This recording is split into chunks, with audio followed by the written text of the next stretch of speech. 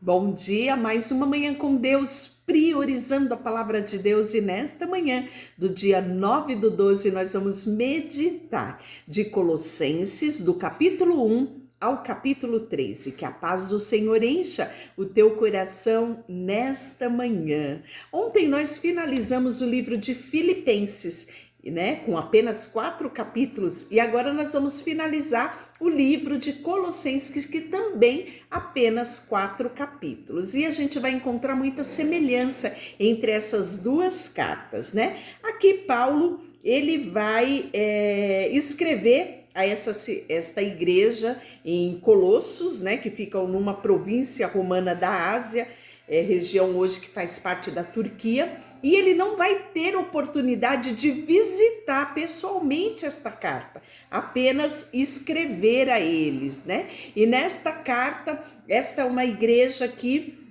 predominava gentios, mas tinha uma parcela de judeus, e esses judeus queriam, né, trazer costumes judaicos, e Paulo vai combater, né,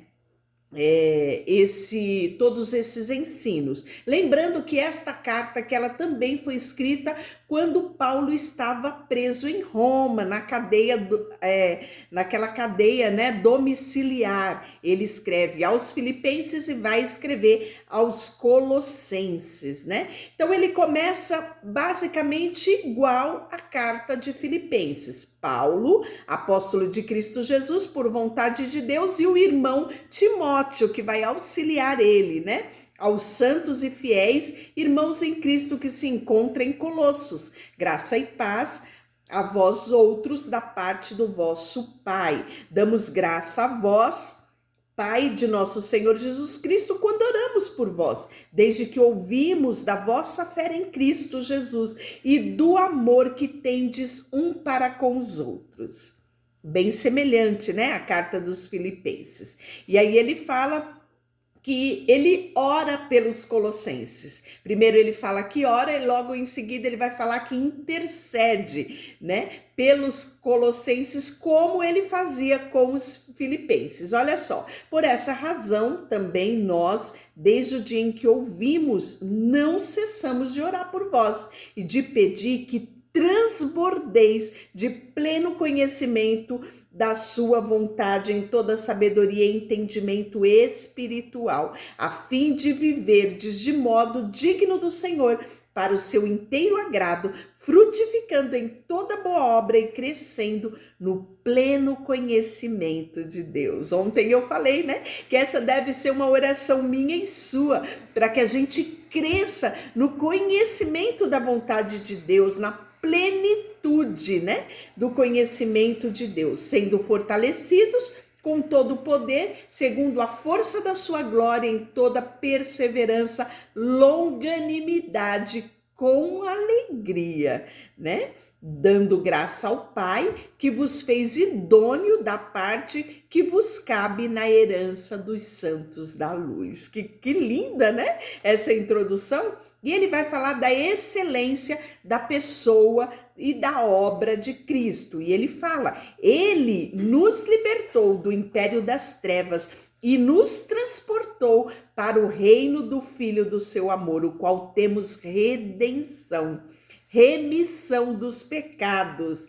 Este, a imagem do Deus invisível, o primogênito de toda a criação, pois nele foram criadas todas as coisas nos céus, na terra, visíveis e invisíveis, seja trono, seja soberania, quer principados, quer potestade, tudo foi criado por meio dele e para ele. Olha que coisa extraordinária, não é? E aí ele vai falar da missão dele e do mistério do evangelho. Olha o que ele diz: agora me regozijo no meu sofrimento por vós e preencho que nesta das aflições de Cristo na minha carne, a favor do seu corpo, que é a igreja, da qual me tornei ministro de acordo com a dispensação da parte de Deus que me foi confiado a vosso favor, para dar pleno cumprimento da palavra de Deus. Então eu falei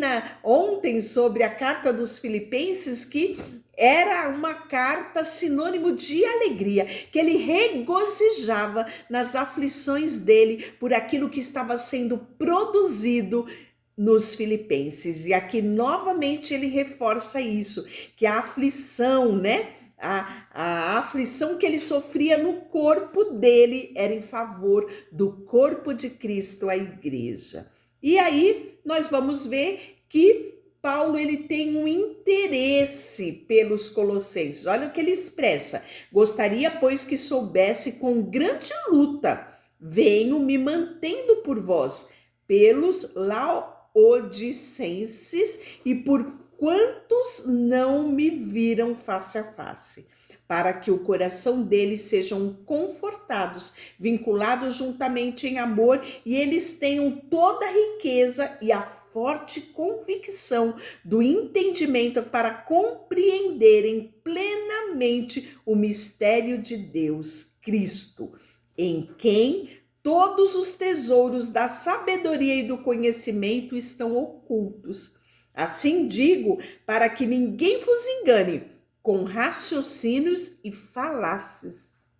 Pois, embora ausente quanto ao corpo, contudo em espírito eu estou convosco, alegrando-me e verificando a vossa ordem e a firmeza da vossa fé em Cristo. E o desejo de Paulo pelo progresso dos colossenses, igualzinho ele fez com os filipenses. Ora, como recebeste Cristo Jesus, o Senhor, assim andai nele radicados, edificados, confirmados na fé, como foste instruído, crescendo em ações de graça. E aí ele vai fazer a advertência sobre os falsos ensinos, né? E a divindade de Cristo e a sua obra redentora. Cuidado que ninguém vos venha enredar com filosofia vãs e sutilezas, conforme a tradição de homens, conforme os rudimentos do mundo e não segundo Cristo, porquanto nele habita corporalmente toda a plenitude da divindade. Também nele estáis aperfeiçoado. Ele é o cabeça e todo principado e potestade, despojado do corpo da carne, que é a circuncisão de Cristo, tendo sido sepultados juntamente com ele no batismo, no qual igualmente foste ressuscitados, mediante a fé no poder de Deus, que o ressuscitou dentre os mortos.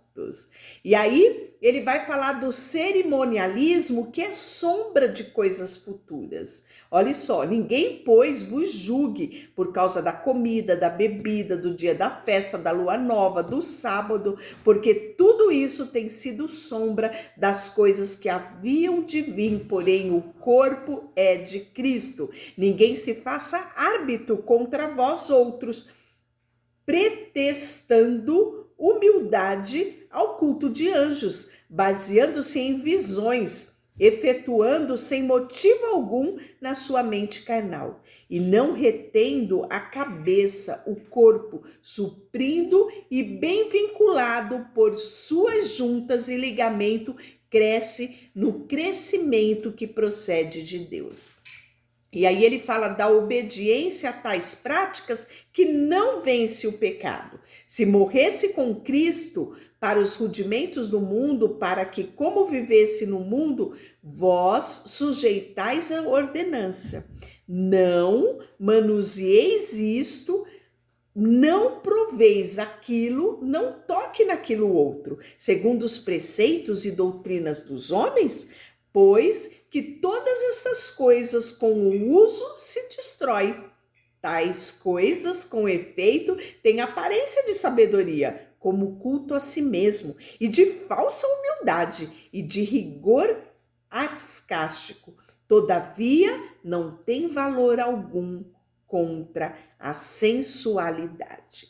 Então ele fala que você, na sua própria carne, não consegue vencer algumas coisas, senão através de Cristo, né? A união com Cristo glorificado, e os resultados desta união devem ser abandonados, né? Fazei, pois, morrer a vossa natureza terrena, ou seja, prostituição, impureza, paixão, lascívia, desejo maligno, avareza, idolatria.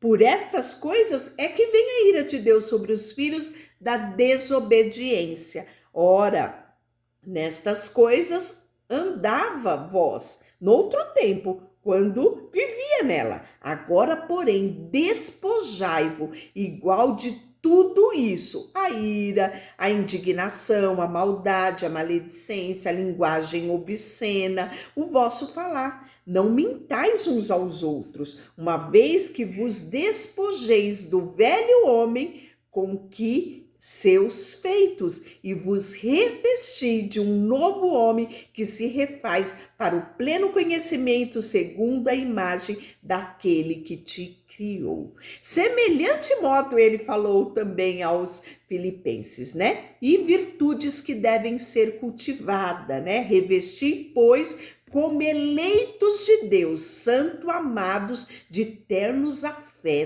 misericordiosos, de bondade, humildade, mansidão, longanimidade, suportando uns aos outros, perdoando-vos mutualmente, caso alguém tenha motivo de queixa contra o outro. Assim como o Senhor vos perdoou, assim também perdoai uns aos outros. Olha que lindo, né? Seja a paz de Cristo o árbitro em vosso coração, a qual também foste chamado em um só corpo, sede agradecido. Habite ricamente em vós a palavra de Cristo. E eu quero orar por você nesta manhã, Senhor, que habite em nós a tua palavra, que o teu evangelho seja vivido por nós todos os dias enquanto vivermos aqui nessa terra. Queremos nos despojar do velho homem para nos revestir do novo homem segundo Cristo Jesus. Queremos depositar diante de ti tudo que somos e tudo que temos, em nome de Jesus. Amém. Deus te abençoe.